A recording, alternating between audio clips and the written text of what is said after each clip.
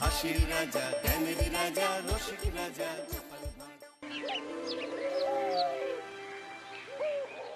কি আজকে এত বেলা হতে চললো, কিন্তু সবাই এখনো পর্যন্ত এলো না।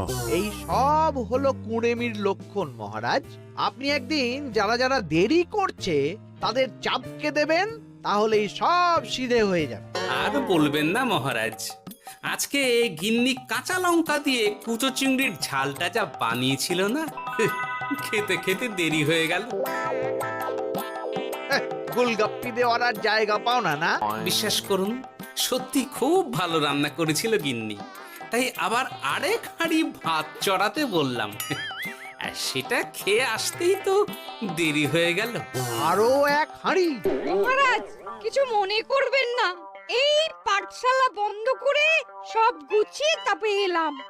সুপ্রভাত মহারাজ। সুপ্রভাত মহারাজ। প্রভাত আজকে আর শুনেই, তোমরা সবাই এত কুঁড়ে হয়ে গেছো যে কি বলবো। মহারাজ, এই কুড়েমির আসল কারণ হচ্ছে চর্বি। কথায় আছে, যত বেশি চর্বি তত তাড়াতাড়ি মরবি। আপনি কি বলতে চাইছেন মন্ত্রী মশাই, যে আমি তাড়াতাড়ি মরে যাব আর আপনি মজা দেখবেন? ঠাকুর ঘরে কে, আমি তো কলা খাইনি ব্যাপার হয়ে গেল। গোপালের একদম মোক্ষম জায়গায় আঘাত লেগেছে, যাকে বলে ওই আঁতে ঘা। তুমি বেশি কথা বললো না বৈদ্য, ছুঁচ করে চালুনির বিচার।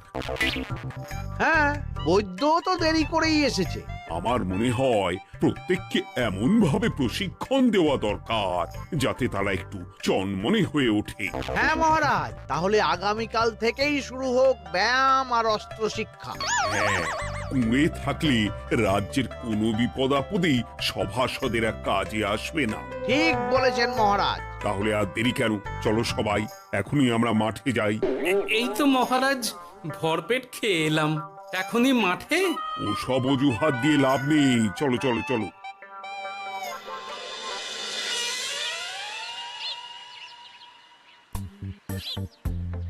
এবার সবাই সারিবদ্ধভাবে দাঁড়িয়ে পড়ো। কি, গোপাল কোথায়?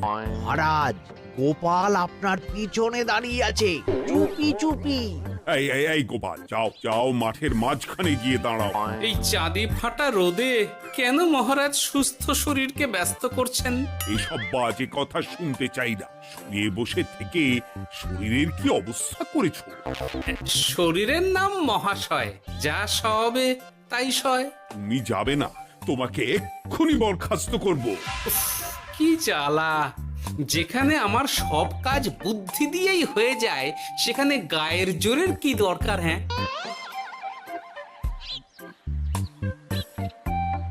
এই গোপাল, আমি 1 থেকে 3 অব্দি গুনবো, তারপরে সবাই এই মাঠের ধার বরাবর 5 বার পাক দিয়ে দৌড়বে। ঠিক আছে মহারাজ, আমি প্রস্তুত। আমি রোগা পটকা আছি, কোনো সমস্যাই হবে না। হয়ে গেল। সবাই প্রস্তুত? 1, 2, 3।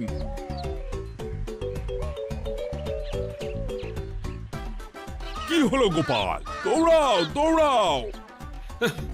মহারাজ, এর থেকে বেশি জোরে পারবো না। আই, কে আছো? একটা কঞ্চি দাও। এই সেরেছে। বেশ হয়েছে, বেশ হয়েছে। ব্যাটার এবার চর্বি কমবে।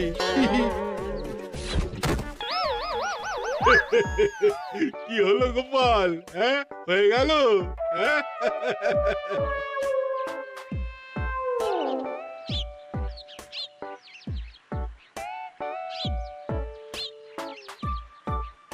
এই গুলটে, উঠি, আমাদের দাদু উল্টে গেছে।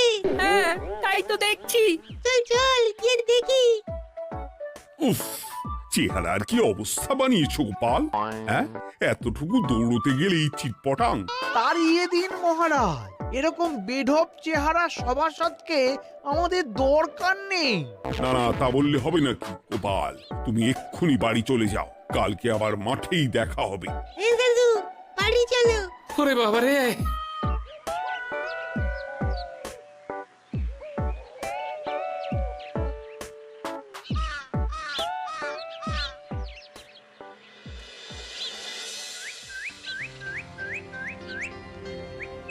আরে ধুর ছাতার মাথা, তখন থেকে জল খেয়েই চলেছ।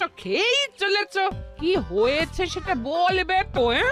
শরীর চর্চা হয়েছে, শক্তি খরচা হয়েছে, আর পারছি না। উফ, বাপরে বাপ, কি পায়ে ব্যথা। এই জন্যেই আমি বলি বাপু, একটু বপুটাও নড়াও, কিন্তু কার কথা কে শোনে? ওরে বাবা, অকারণে সুস্থ শরীর ব্যস্ত করবো কেন বলো তো? বেশি নড়াচড়া করলেই আয়ু কমে যায়। তোমার এই বাজে কথা কোন শাস্ত্রে লেখা আছে শুনি? শাস্ত্রে কেন যাব, বাস্তবে জলজ্যান্ত উদাহরণ আছে। আমি মানতে পারছি না। হুম, মানতে পারছি না বললে তো হবে না, তোমাকে মানতেই হবে। বেশ, প্রমাণ করো। আমি যদি তোমাকে প্রমাণ করে দিতে পারি, তাহলে আজ থেকে বাড়ির বাজার দোকান করার দায়িত্বটাও তোমাকেই নিতে হবে। দিদা, তুমি তো ফেঁসে যাবে। দাদুর সঙ্গে বাজি লড়বে না। এই বাদ দে তো, তোর দাদু আগে প্রমাণ করুক যে বেশি নড়াচড়া করলে বয়স কমে। হ্যাঁ তাহলে বাজি? হ্যাঁ বাজি। আচ্ছা ঠিক আছে, বেশ। তুমি তুমি কি একটা পশুর নাম বলো তো, যারা খুব তাড়াতাড়ি দৌড়য়? ঘোড়া, হরিণ, চিতাবাঘ আরো আছে। আচ্ছা, এবার সবচেয়ে আস্তে আস্তে কোন পশু চলে, এরকম একটা পশুর উদাহরণ দাও। কেন, কচ্ছপ? এই তো পেয়ে গেছে উত্তর। এবার তুমি বলো তো, কচ্ছপ কত বছর বাঁচে, আর ঘোড়া, হরিণ, চিতাবাঘ এরা কত বছর বাঁচে? চিতাবাঘ, ঘোড়া কেউই 30 বছরের বেশি বাঁচে না, কিন্তু কচ্ছপ 300 বছরও বেঁচে থাকে। হেরেছে, হেরেছে, আমার বউ হেরেছে। উফ, জীবনের কত বড় চাপ নেমে গেল। হ্যাঁ, এই তুমি আমাকে এভাবে হারালে? তখনই বললাম দাদুর সঙ্গে বাজি লড়তে যেও না। নাও, এবার খেলা সামলাও।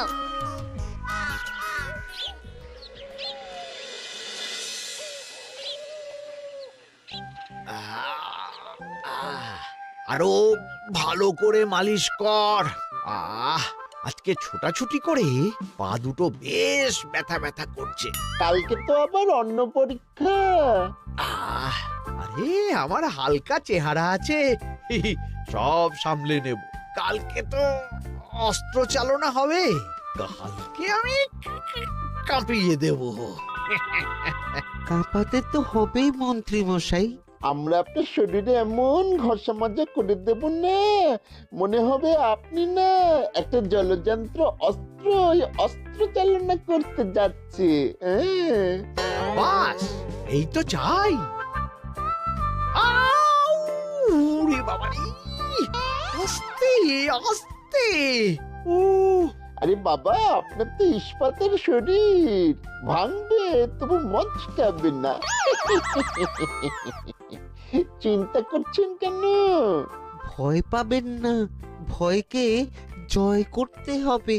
আরে আরে আরে, তোরা আমার কথাটার সাথে করছিসটা কি?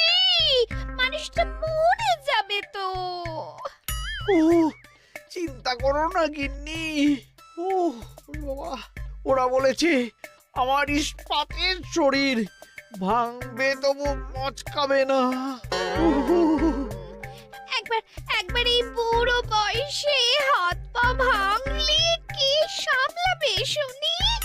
মন্ত্রী মশাই, আমাদের বকশিসটা দিয়ে দিন, আমরা কেটে পড়ি। বাবারে বাবা, দিচ্ছি। এনে এত খাটানোর পরে এতেই এখন খুশি থাক। হ্যাঁ,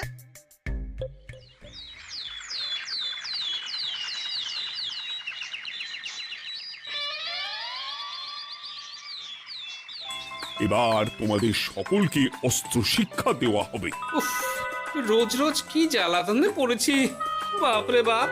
বাবা মা কাউকে ডাকার দরকার নেই, ভালো না লাগলে রাজসভা চাকরি ছেড়ে চলে যাও। মহারাজ, এটা তো উচিত নয়। যে যেটাই পারদর্শী তাকে সেটাই করতে দিন না।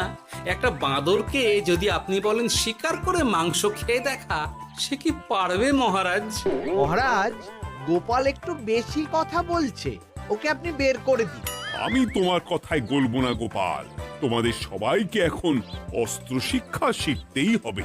কর্তার ইচ্ছায় কর্ম, এখন তো আমার আর কিছুই বলার নেই। তাহলে আর দেরি কেন, তোমরা সবাই একটা করে ঢাল আর একটা করে তলোয়ার তুলে নাও। সেনাপতি, বলুন মহারাজ। তুমি সকলকে অস্ত্র শিক্ষা দেবে, তলোয়ার চালানো শেখাবে। এক এক করে প্রত্যেকে তোমার কাছে যাবে আর এক এক করে তুমি সবাইকে তলোয়ার চালানো শেখাবে। আচ্ছা মহারাজ, তাহলে ওই সবার প্রথমে চলে আসুন মন্ত্রী মশাই। হ্যাঁ, আমি প্রস্তুত। আমার শরীর ইস্পাতের মতো, ভাঙবো তবু মচকাবো না।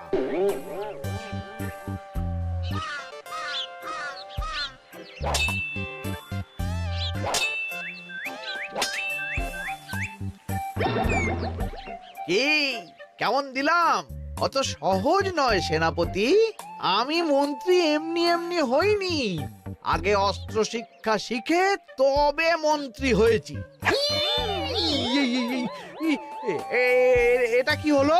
হ্যাঁ, আপনি অস্ত্র শিক্ষায় পারদর্শী, কিন্তু আরো বিচক্ষণ হতে হবে। কারণ আজকে এই পাগড়ির জায়গায় আমি যদি তলোয়ার আপনার গলার দিকে চালাতাম, তাহলে কিন্তু আপনার এই ভবলীলা এখানেই সাঙ্গ হয়ে যেত। ঠিক আছে, ঠিক আছে, মনে রাখবো। এবার বাকিদের তো ডাকো। হ্যাঁ, এরপরে তলোয়ার চালানো শিখতে আসবে গোপাল। বাবা বাবা বাবা, গোপাল তুমি আবার দলবল নিয়ে এসেছো। দেখি তোমার কত দম। গোপাল, তুমি প্রস্তুত হও। হ্যাঁ হ্যাঁ, আমি প্রস্তুত। ওরে বাবারে, এ তো ভয়ানক চাপের কাজ, আমাকে বেশ বেগ পেতে হচ্ছে। সামলাও গোপাল।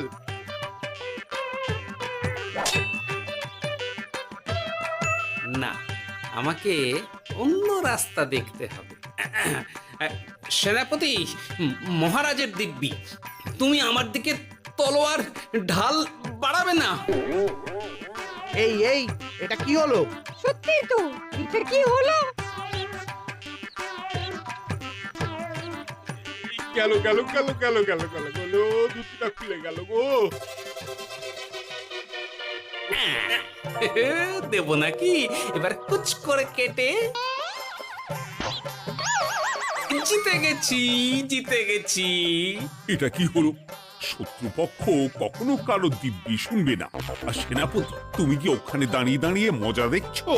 আমি কি করব মহারাজ, গোপাল যে আপনার দিব্যি দিয়ে দিল। গোপাল বেটা খুব চালাক। তাহলে এখন উপায়? ওসব গোপাল তোমাকে বোকা বানাবার জন্য করেছে। তুমি ধুতি ঠিক করে আবার লড়াই চালিয়ে যাও। যথাজ্ঞা মহারাজ।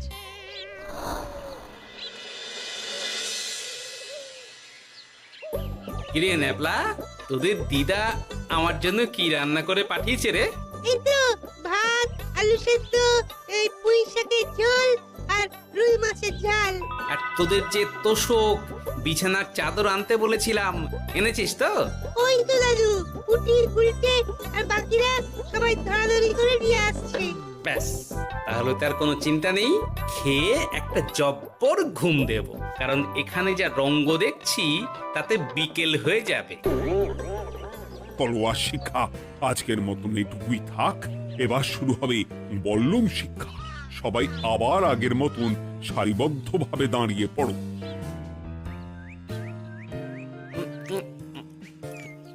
আহ, তোদের দিদা পুঁই শাকটা কিন্তু বেশ জব্বর বানিয়েছে। তোদের দিদার হাতের রান্নার কোনো তুলনাই নেই। আহা, কি স্বাদ! কি গোপাল আবার কোথায় গেল? এই তো, এই তো মহারাজ, আমি এখানে ওই পুঁইয়ের ঝোল আর রুইয়ের ঝাল দিয়ে ভাত খাচ্ছি। এসব কি মাঠের মধ্যে খাওয়া? আরে শরীরটাকে তো রাখতে হবে। তাড়াতাড়ি খেয়ে এইদিকে এসো। আসছি আসছি আসছি। এবার আমি তোমাদের দেখাবো কিভাবে বল্লম নিয়ে তেড়ে যেতে হয়। দেখান মহারাজ।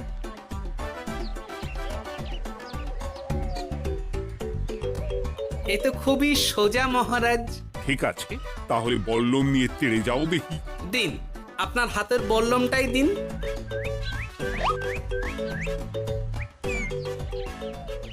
আরে আরে, গোপাল তো মাঠ থেকেই চলে গেল। আমি ডেকে আনছি মহারাজ। আরে আরে ও গোপাল, গোপাল, মহারাজ ডাকছেন, থামো থামো। মহারাজ বলেছেন বল্লম নিয়ে তেড়ে যেতে, তেড়ে গিয়ে আবার ফিরে আসতে তো উনি বলেননি। আরে এ তো মহা মুশকিল। উনি এক্ষুনি তোমাকে মাঠে ফিরতে বললেন। সেটা আপনাকে বলতে পারে সেনাপতি, আমাকে তো বলেনি। আমি চললাম।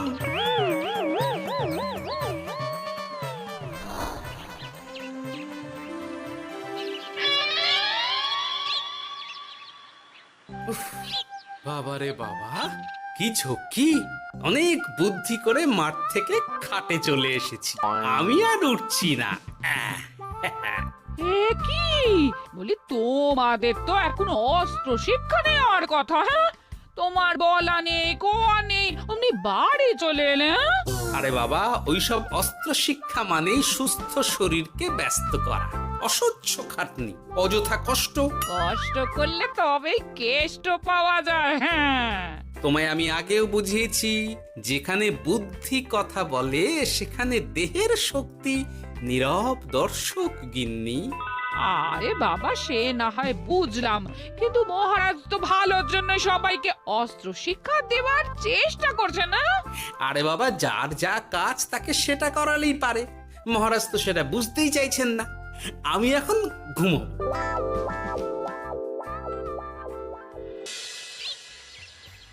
দরজা খোলো গোপাল, দরজা খোলো। গোপাল, গোপাল, দরজা খোলো বলছি। ব্যাস হয়ে গেল। একটু শান্তিতে ঘুমাবো তার জো নেই। দরজা খোলো গোপাল। বলুন মহারাজ। তুমি কি পেয়েছোটা কি গোপাল? রাজসভায় দেরি করে আসবে, তারপর অস্ত্র শিক্ষার সময় ফাঁকি বাজি দেবে, এভাবে তো আর তোমাকে মনে হচ্ছে রাজসভায় রাখা যাবে না। মহারাজ, গোপাল তো মুখের কথার লোক নয়, ওকে তাড়িয়ে দিই। কেন মহারাজ? আমি কি এমন মহাপাপ করেছি যে আমাকে তাড়িয়ে দেবেন? এই যে আমার কথা শুনছো না, এটাই তোমার অপরাধ। অপরাধ নেবেন না মহারাজ। পণ্ডিতের দায়িত্ব পুজো করা, সভাকবির দায়িত্ব কবিতা বলা, সাহিত্য চর্চা করা, আর আমার দায়িত্ব হাসি মজা করে আপনার মন ভালো রাখা। কিন্তু আপনি আমাকে জোর করে যুদ্ধের ময়দানে ঠেলে দিতে চাইছেন। এটা আমার ইচ্ছে। আমিও তো মহারাজ ইচ্ছে করলে অনেক কিছু করতে পারি। চোখ বন্ধ করে লক্ষ্য ভেদ করতে পারি, শুধু বুদ্ধি দিয়ে। আরে বাহ, এত বড় কথা! তাহলে মহারাজ, ওকে বলুন পরীক্ষা দিতে। কি পরীক্ষা? আমি একটা ঘরে বর্ম পরে দাঁড়িয়ে থাকবো, তোমার হাতে অস্ত্র দেব, আমার মাথায় একটা আপেল থাকতে হবে, আর তুমি কিভাবে আমার মাথা থেকে ওই আপেল ফেলতে পারো দেখবো। এ তো খুবই সোজা। কি গোপাল, তাহলে লড়বে নাকি বাজি? হ্যাঁ, লড়তে রাজি আছি। তাহলে আজ রাতেই হয়ে যাক পরীক্ষা। যদি এই পরীক্ষায় উতরে গেলে তো ভালো, নইলে তোমার চাকরিটা গেল। গোপাল, তুমি পারবে তো? সে দেখাই যাবে। আজ রাতে তাহলে রাজবাড়িতে দেখা হচ্ছে। যদি আমি এই পরীক্ষায় বিফল হই, তাহলে আমার চাকরি আপনি কেড়ে নেবেন, আর যদি সফল হই তাহলে মন্ত্রী মশাইকে শাস্তি দেবেন। আমি নিজে সারা কৃষ্ণনগরে নাক্ষত দেব। বেশ, দেখা যাক।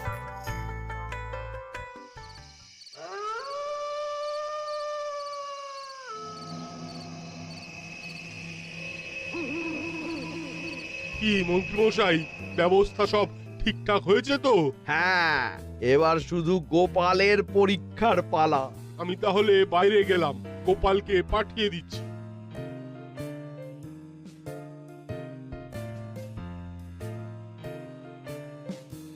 এবার যাও গোপাল, ঘরের ভিতরে যাও, দেখি তুমি কি করে মন্ত্রীর মাথা থেকে আপেল ফেলতে পারো। আপনি তো শুধু আমার চোখ ঢেকেছেন, আমার নাক, মুখ, কানও ঢেকে দিন, যাতে ঘ্রাণেন্দ্রিয়, শ্রবণেন্দ্রিয়েরও সাহায্য না নিতে পারি। বেশ, তাহলে তাই হোক। আয়, কে আছো? গোপালের মুখ নাক আর কান ঢাকো। যথা আজ্ঞা মহারাজ। একটু একটু মোটা কাপড় দিয়ে নাক মুখ ঢাকো, হ্যাঁ, যাতে সেভাবে আপেলের গন্ধ না পাই। বেশ বেশ।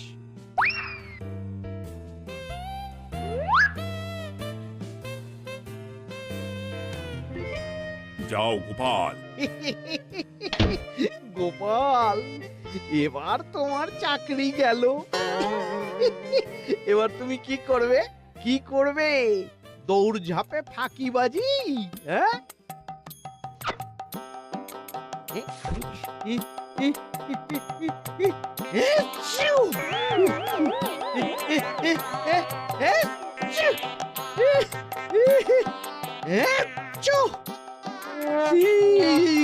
গেল গেল গেল গেল গেল, আপেল পড়ে গেল।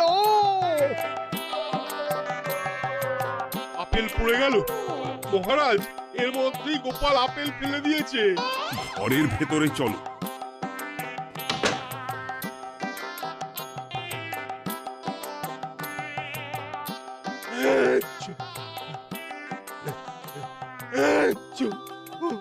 বাবারে, কি ওরে বাবারে বাবা, কি ঝাঁজ! ওরে বাবারে বাবা। কি মহারাজ, দেখলেন তো গোপালের চমক? অস্ত্র ছাড়াই আপেল ফেলে দিলাম।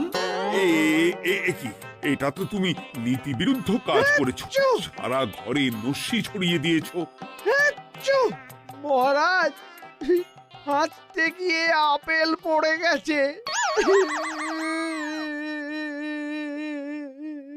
এবার সারা কৃষ্ণনগরে নাকখত দিতে হবে। সত্যি সত্যি গোপাল, বুদ্ধি তো তোমার জুড়ি মেলা ভার। আমার নাম গোপাল ভাঁড়। একটা কথা মনে রাখবেন, কেউটে সাপের লেজে পা দেবেন না, আর গোপালের কাজে বাধা দেবেন না। যে কাজ বুদ্ধি দিয়ে করা যায়, তার কাছে শক্তি ছোট্ট শিশু মাত্র। সত্যি গোপাল, আজ তুমি সেটাই প্রমাণ করে দিলে। আর আজ থেকে তোমাকে তোমার ইচ্ছার বিরুদ্ধে খাটাবো না। তুমি খাও দাও, ভুড়ি বানাও। যার যা কাজ সে তাই করবে। যেমন এখন মন্ত্রী মশাই নাকখত দেবেন, হ্যাঁ? ভুল করে বাজি ধরে ফেলেছি, এখন নিজেই চাপে পড়ে গেলাম। তাহলে আর দেরি কেন? নাকখত এখন থেকেই শুরু হোক। কৃষ্ণনগরের রাস্তা শেষ হতে হতে সকাল হয়ে যাবে।